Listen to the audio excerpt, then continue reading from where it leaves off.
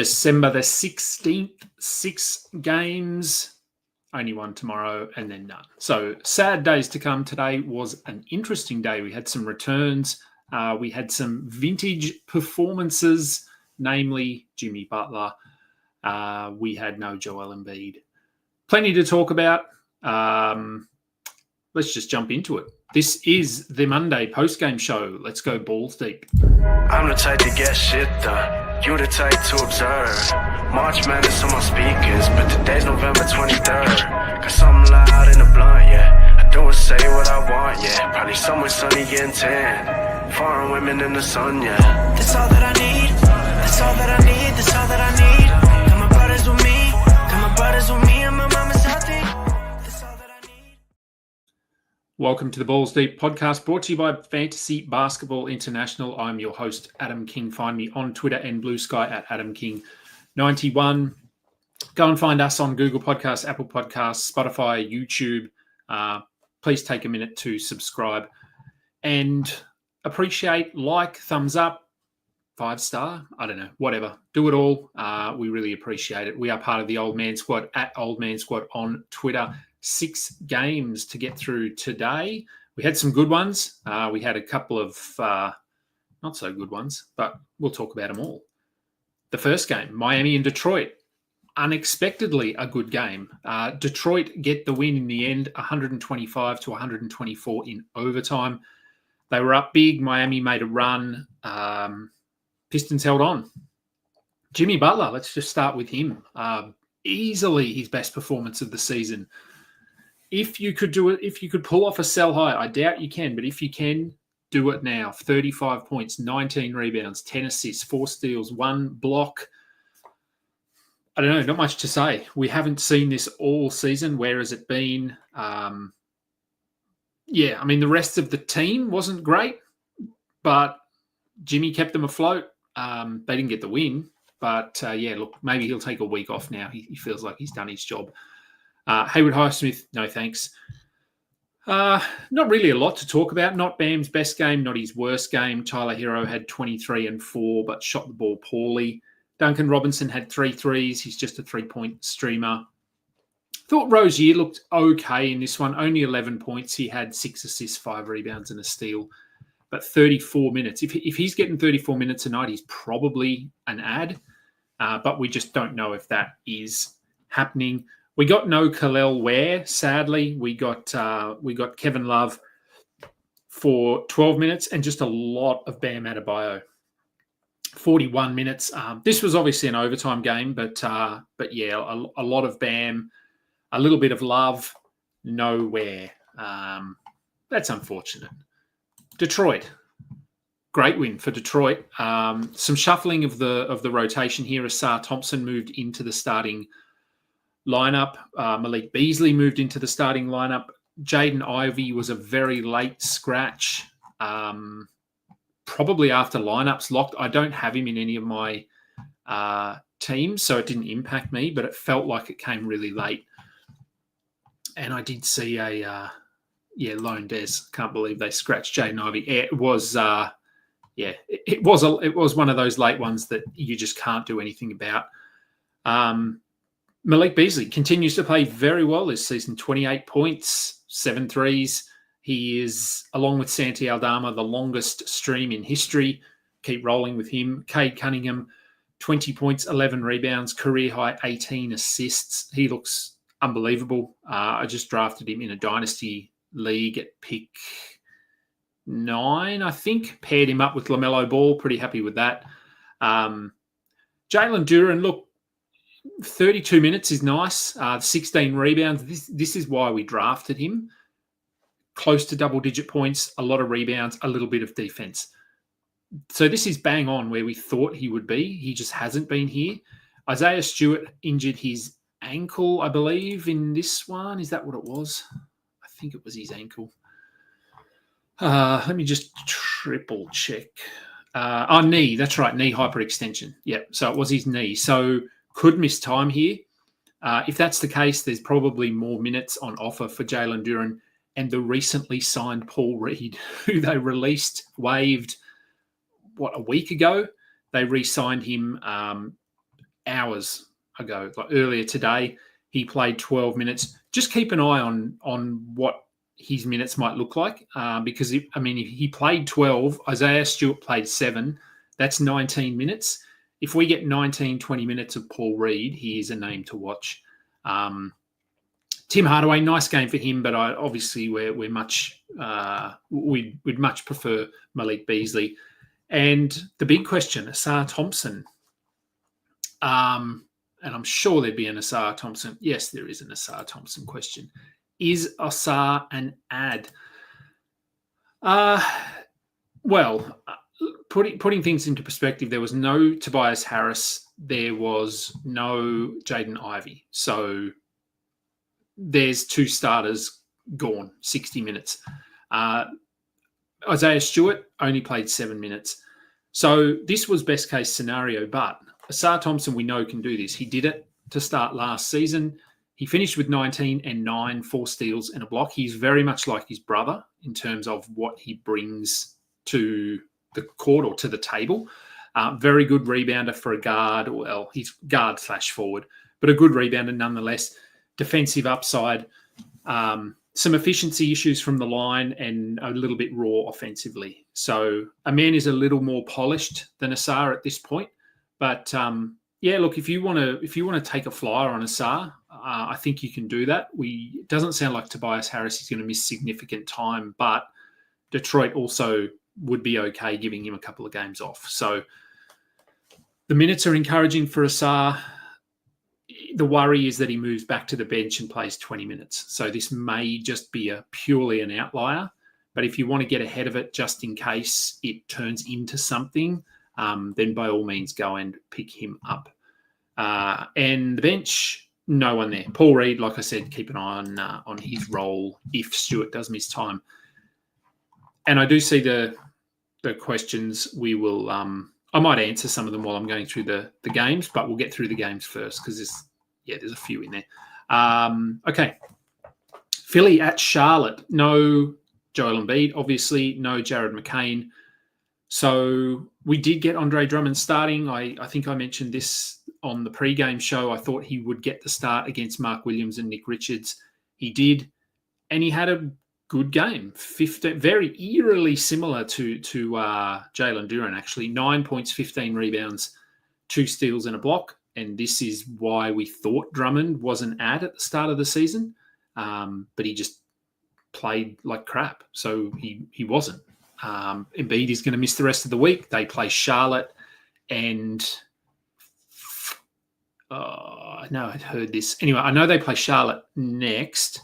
So rinse and repeat, I'm assuming. They won. He played well, so he will probably start, and assuming he is playing well, then we could be in for another streamable performance for Andre Drummond. KJ Martin started.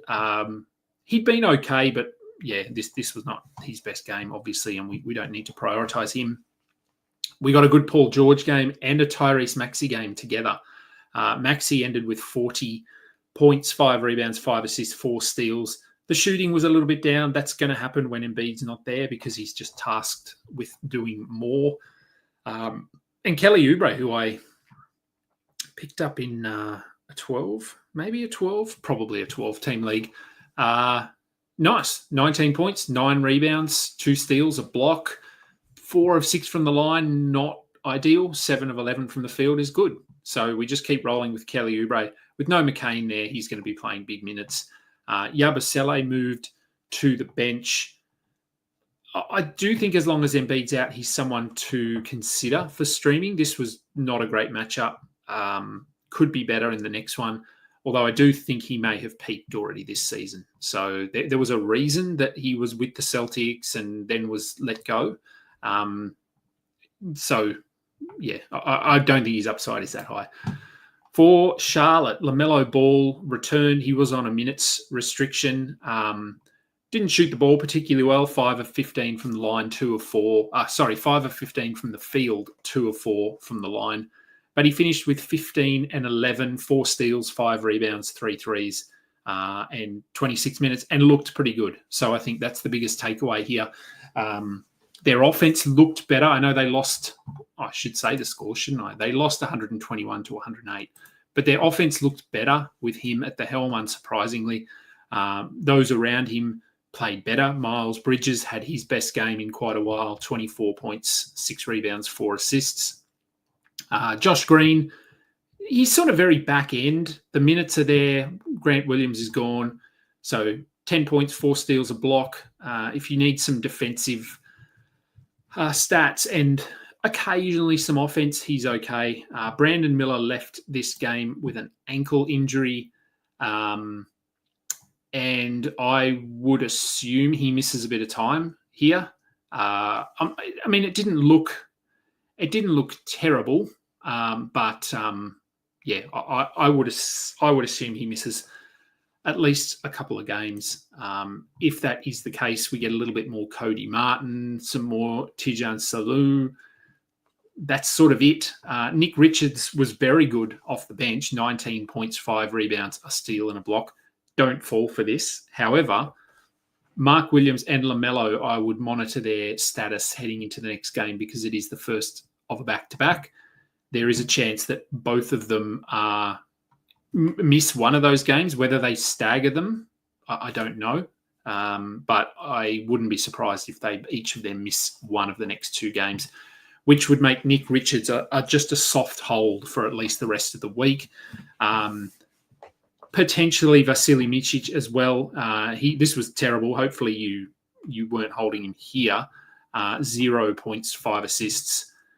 But yeah, if we get word that LaMelo is going to miss the next game, I would go and add Micic as a 1-game streamer, as well as Nick Richards.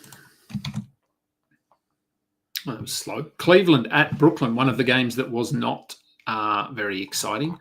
Cleveland get the win, 130 to 101. Brooklyn looked really bad. I'll do Cleveland quickly, but we actually don't need to talk about them at all because this was such a blowout win. The starters played like 23 minutes, 24 minutes, except for Donovan Mitchell. So I really don't have anything to say here. LeVert looked good, but 19 points in 19 minutes is not sustainable. So he's still someone to probably roster in a 12-team league, but he's very back end. Let's just move straight on to Brooklyn. Cam Johnson, he looked fine. 22 points, 9 of 13 from the line. He'll be fine. He's going to handle the ball. He's going to shoot the ball. He can basically do what he wants until Cam Thomas is back. As for the rest of the team, though, I think it's just going to be, for lack of a better term, it's going to be a shit show. We don't know who's going to play minutes. Ben Simmons, they said, would play extra minutes, but wouldn't get past sort of mid to high 20s. He played 31. If he's going to play 30 minutes, he is someone to add. Absolutely. 10 points, 8 assists, 4 rebounds, 2 steals, 6 turnovers as well. But we need to add him. Claxton is still a hold, but he's been pretty bad as well. Honestly, they're not going to do it. I would just throw Day'Ron Sharpe in there. He looks so much better. 15 points, 7 rebounds, 3 steals in his 20 minutes. He's interesting because the Nets, I think they're just going to get blown out a lot, which could mean Day'Ron Sharpe, maybe he plays 20 minutes a night for the next few weeks. I don't know. But of all those guard guys, the players we were looking at to step into Schroeder's shoes, Keon Johnson, Jalen Wilson, Tyrese Martin, Shake Milton, they all played about the same. Jalen Wilson played 30 or 29, to be fair. Shake Milton only 17 minutes, but he did foul out. So obviously not a good line for him, 5 and 5 with an assist. If you added him, I'd probably give him one more game because I do think that the fouls were an impact here. So I probably wouldn't be making any significant moves after this game other than probably adding Ben Simmons, maybe Jalen Wilson. That's probably it. I think at this stage, I think we need to see another game or two before we make any calls. Okay, Chicago get the win over Toronto, 122 to 101 for the Bulls. Dosunmu played a lot of minutes, 40 of them, 12, 5 and 5 with a steal and a block. So he is a must roster player at this stage. There was no Zach LaVine, so Patrick Williams moved into the starting lineup and did very little. 2 blocks and a steal. That's about it. I really don't know what the Bulls see in him, but whatever. We're not adding him. Vooch returned from his illness. He had 24, 5 and 3 with 2 blocks. Kobe White was good. Josh Giddey, he injured his ankle, and I would also assume that he misses time here. I would say a week, 2 weeks. And it's a shame because he was playing really well. 24 minutes, he had 11, 9 and 8 with 2 steals and a block. So was on track for a very nice performance here and has been playing well. So hold him. If he misses time, LaVine would obviously probably come back in and just play that role. Kobe White would shift to the point guard. So I don't think there'd be any significant changes. Taylor Horton-Tucker, there's going to be Taylor Horton-Tucker questions. 25 minutes, 15, 4 and 2 with 2 steals. But just have a look at his game log before this, before you run out and add him. I would much prefer Lonzo Ball, to be honest, even though he's capped. He had 8, 6 and 7 with a steal and a block in his 23 minutes, and that is far more sustainable than what Taylor Horton-Tucker is doing. So Lonzo, interesting. If Giddey misses time, he might be a back-end 12-team pickup. Jalen Smith was good in limited minutes, but he's not going to play enough when Vooch is healthy. For Toronto, Jonathan Mobo, hopefully you didn't add him. I've said I'm not that high on him at this stage. He might turn into something. He had 4 points and a block in 28 minutes. RJ Barrett, very good in this one, 32 and 9, doing a lot more of the ball handling without Scotty Barnes. Grady Dick had 27 points. When his shot is falling, he's very good. So hopefully you didn't drop him at any point. Ochai Agbaji, he's a little bit BJ Boston-ish, so he's just finding a way to value 15 points, 3 rebounds. Didn't do much else. He's very borderline, but playing 31 minutes, the floor is probably safe enough. And Jakob Poeltl in this one suffered a groin injury. No word yet. He's going to have scans and that sort of thing. But groins can be tricky, as we know. The Raptors have no incentive to have him out there. They're currently last, I'm pretty sure. I'd have to look somewhere else, but I'm pretty sure they're last in the standings, in their division, towards the bottom in the conference. So, yeah, we might get a week or 2 of no Jakob Poeltl. I would love for that to mean a week or 2 of Kelly Olynyk, but I'm very skeptical. Olynyk only played 13 minutes in this one. Chris Boucher played 21. He had 11 and 10 with a block. Kelly Olynyk had 7, 3 and 1 with 2 steals. Per minute, Kelly Olynyk would be the preferred if they do decide to go with a bit of a minute split and just go 24 each. But we haven't seen them extend Olynyk to that point yet. So they might just have to run a small roster. You can see they have Bruno Fernando down there as well, who could, they might dust him off and roll him out there. They have done that before. But keep an eye on it. If Olynyk steps into a bigger role here, 20, 22 minutes, he would be someone worth a look, I think. Denver and Sacramento. That's why we're a little bit late. I was just waiting for this game to finish. Denver get the win 130 to 129. Denver got out big early. They were up by about 20, I think, in the first quarter. Sacramento came back on the back of Malik Monk. But Denver hold on. Jokic was a little bit quiet offensively, but still finished with 20, 14, 13, 3 steals and a block. So still a very nice night for him. Jamal Murray, he played through his injury, had 28 and 6. He looked good. Aaron Gordon, one of his better games in the last little bit as well. and Russell Westbrook started. I thought they'd go with Strother, but they went with Westbrook, and he actually looked pretty good out there. 18, 9, and 10 with 3 steals. If Christian Brown misses more time, he was questionable coming into this one, so I don't think it's a long-term injury. Westbrook would be the add. Strother looked okay, 13 points off the bench, but obviously if it's Westbrook starting and playing 35 minutes, he is the guy we want. In Sacramento, as I said, Malik Monk got hot during the third quarter. He finished with 25 points, 9 assists. Look, all the starters were pretty good in this one. Even Doug McDermott, who got the spot start with Keegan Murray ruled out, he had 16 points, including 4 threes. He's just a streamer, nothing more, nothing less. Keon Ellis, so we talked about him in the pregame show maybe, and I think in my sit-start article I said he is probably a start this week, given the Kings have 4 games. He finished with 12 points, 5 blocks, 2 steals, 6 rebounds. So the 33 minutes, very encouraging. Kevin Huerter, who cares? I don't know when he's coming back. They clearly should play Keon Ellis over him. I don't know whether they will. But as long as Huerter's out, I think Keon Ellis is an add. All right. And now I don't think... Has this updated? I'm just trying to see if this... I don't know if it updates. Let me just have a look. So the last game of the night has finished, I believe. Oh, it's almost finished. Okay, well, let's just look at it anyway because it might as well be finished.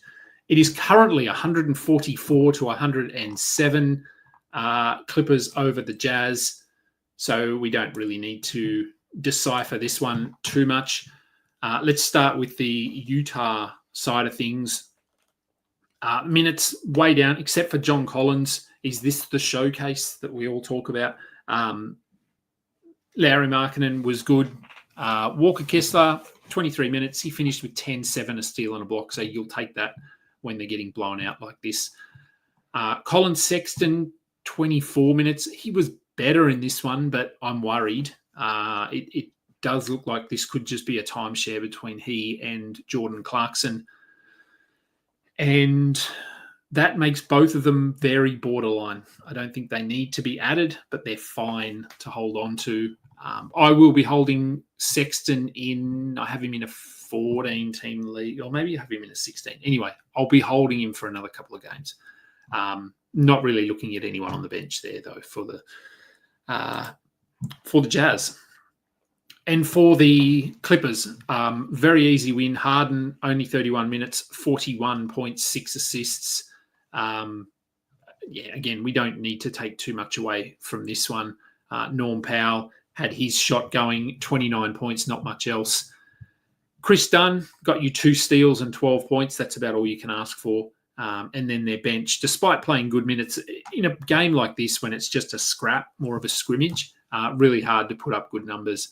Kevin Porter, 24 minutes so far, 7, 6, and 6 with 3 steals. So if you could hit a shot, this would actually be a nice line.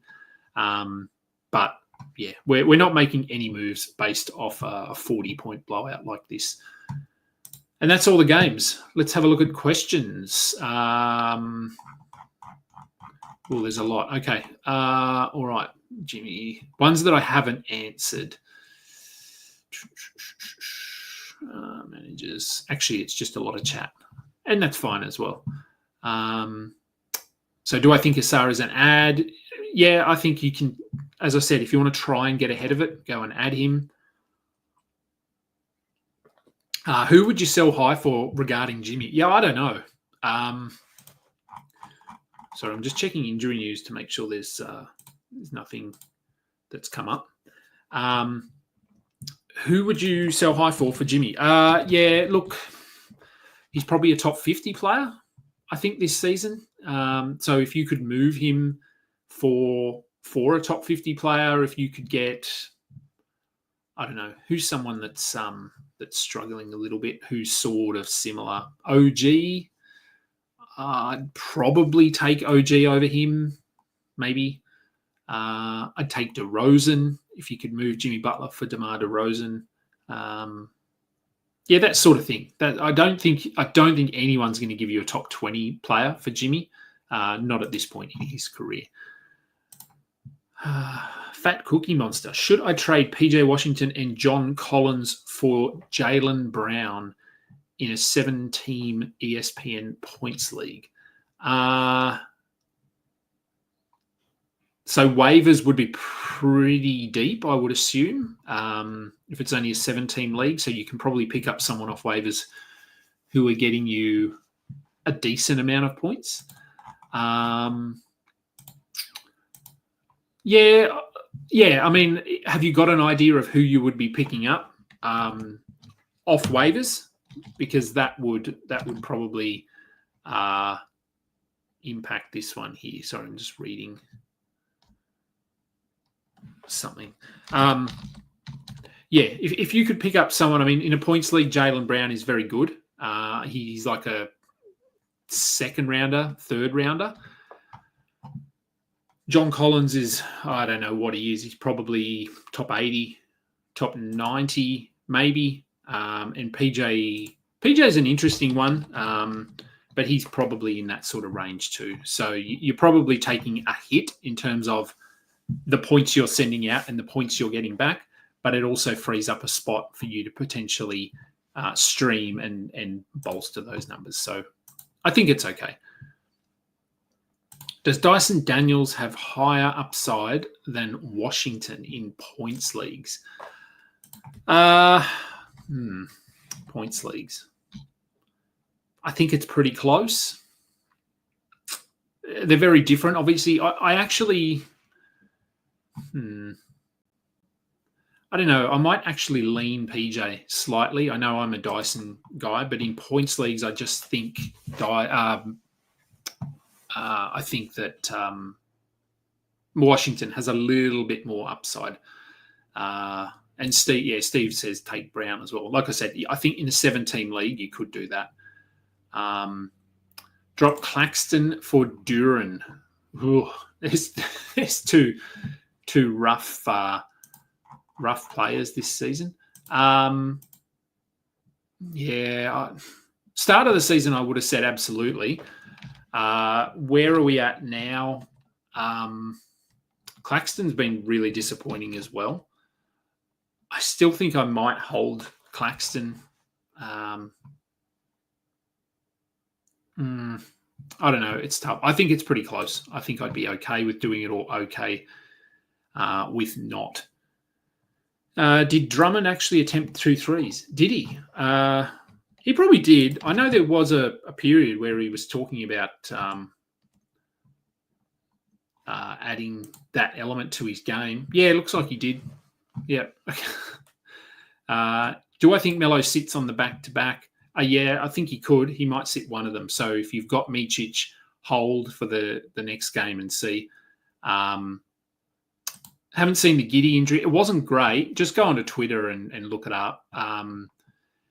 Yeah, like I said, I think this is a missed time injury.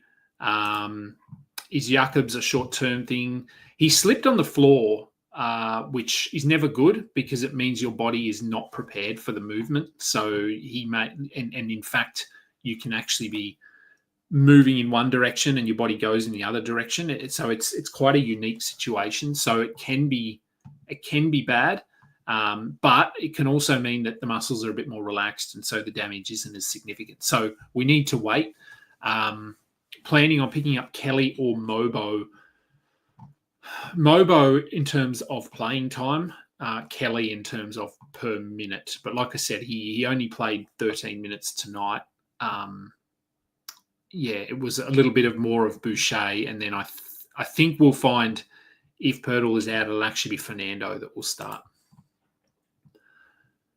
Yes, we all love Lonzo. He's an amazing fantasy player, so I really hope he can stay healthy as well. My opponent was rewarded for holding Russ for a month like an idiot. Yep. Well, that happens. If you just forget to drop a player, you do benefit from time to time. 13-team 9-cat league. Should I drop Jonas for a start? Yep, that's fine. Keon Ellis, a pickup. Yes, I think so. Should I trade PJ Washington and John? Oh, we answered that one. Yep. Okay. Schroeder or Sohan? I like Sohan. He does a little bit more defensively, and I have no idea how Schroeder's going to fit into this this rotation in Golden State. Dyson Daniels is on the waivers in that team. Okay, so you'd be getting Jaylen Brown and Dyson Daniels. Yes, then I would do that. Yeah, because I think PJ and Dyson and Collins are pretty close. Brown is quite clearly the best points league player. So yes, I would absolutely do that.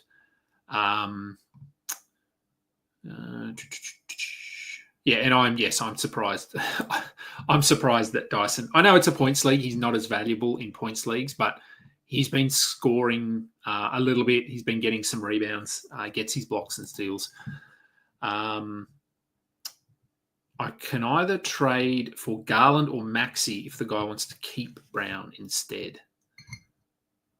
Oh, okay, so you can get Brown, Garland, or Maxey. I don't know. I feel like Maxey would be good in a points league, wouldn't he? Better than Garland, I think. I think Maxey and Brown would be pretty close, and I think Garland would be a downgrade. The Garland one, I'm not sure I would do it. Maxey, I would. I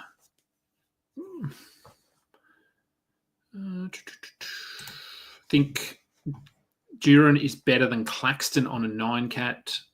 Yeah, like I said, I think both. I think it's pretty close. Would I drop Ayton for Duran? It's such a hypothetical for me because I would never draft Ayton. Per minute, like production, absolutely not. Ayton is, as low as I am on Ayton, he is a better per minute player than Jalen Duran. But as we've seen, he's injured all the time or sick or whatever. So this is only one good game from Duran as well. So we need to wait to get some updates on Isaiah Stewart. I don't think either of them are elite this season. The only way Ayton would be elite is if for some reason he decides to play the next 40 games and actually try. Then he could be a top 30 player, but I'm so out on him. So I think I'd be okay with this, but I would wait to hear about Isaiah Stewart first. Okay, and I think we're... Oh, okay. So here's my my lack of knowledge about ESPN leagues. Steals and blocks are worth more in ESPN leagues. So yeah, so Dyson would be worth a lot because he averages 4 defensive stats a game, pretty much. Worried about Draymond's role shift? Yeah, look, I mean, he's getting older, and the Warriors have a deep rotation. He's been in and out of the starting lineup, so I don't think he's going to play as much as he has in the past, and I don't think the Warriors want him to. So, yeah, I do think his ceiling is a little bit limited this season. That is Draymond Green. Okay, well, that will do for today's show. That was a good one. Lots of questions. 6 games, very different to tomorrow's show. We only have 1 game tomorrow, and it is not a fantasy-relevant game. It's the in-season tournament final between the Thunder and the Bucks. I think the Thunder will win. We will see. I like the Thunder. So, yeah, I would like to see them get up. But no fantasy games for 2 days, so nothing to talk about. Now, there are a few shows coming up, though. I've got a show on maybe tomorrow. I might do a mailbag show with Noah. I need to ask Noah first. But yes, we may do a mailbag show in lieu of a pre-game show tomorrow because there are no games, so no fantasy to talk about tomorrow. So could be a mailbag show. The following day, I will be doing... there will be no pre-game show because there's no games, but I will be doing a show with over on Dan Bethrus's network on his show, doing some buy lows and sell highs, I believe. the next day, which is Thursday. Yes, Thursday. I'll be doing a show I'll be doing a pre-game show. And I will also be doing a little bonus show with Dan Titus of Yahoo. He'll be coming on. I'm going to flag with him. He's a tough guy to lock down because he's very busy. But I wouldn't mind doing a weekly show with Dan Titus. It's called something like I was going to do the trade talk show, which I think I will still do. So I might incorporate it into one show, almost a Yahoo update kind of show where we can just talk about what's happening in Yahoo. Player, he tweeted something out. I retweeted it yesterday about positional eligibility. So some players have had positions added. So I thought maybe I could get him on maybe 1 week, maybe every 2 weeks to talk about what's happening in Yahoo, changes that have been made to leagues, who's been traded, most added players, all that sort of stuff. We can get all of that data from Yahoo, and he's the one that sets all that up. So if he's open to the idea, it might be that I do a bi-weekly show with him, and then every other week I might get Michael Waterloo on to just talk about trades. Anyway, something like that. Another weekly kind of themed show is probably on the agenda because the school holidays are about to start. My holidays are about to start, so I'm going to have a few weeks where I do have more time. So looking forward to that. But as for today, that will do. Good show. Thank you, everyone, for tuning in. And again, please go and download if you can. Let it run in the background. You don't need to listen to it. Just download it. I'm Adam King. This has been the Balls Deep post-game show. Until next time, catch up. You just listened to another episode from the Fantasy Basketball International Podcast Network. Thanks for joining us. And for more information about joining our community, please check out our website at FBIBasketball.com.